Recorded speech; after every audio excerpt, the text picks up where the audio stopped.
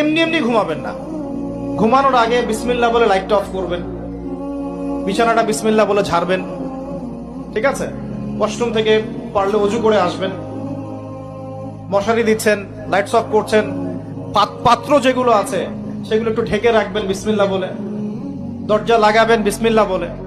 এরপর 3 বার পড়বেন সূরা ইখলাস একবার, সূরা ফালাক একবার, সূরা নাস একবার, পরে হাত একত্রিত করে ফু দিয়ে গা মাসাহ করবেন। এই কাজটা 3 বার করবেন।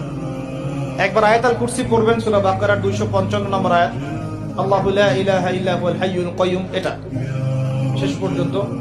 এরপর সূরা বাকারার শেষের 3টা আয়াত পড়বেন, লিল্লাহি মা ফিস সামাওয়াতি, এখান থেকে ফানসুরনা আলাল কওমিল কাফিরিন পর্যন্ত। তারপর ডান কাতে পাশ ফিরবেন, বলবেন আল্লাহুম্মা বিইসমিকা আমুতু ওয়া আহইয়া। হাত নিবেন, হাতে গুনতে থাকবেন সুবহানাল্লাহ সুবহানাল্লাহ সুবহান,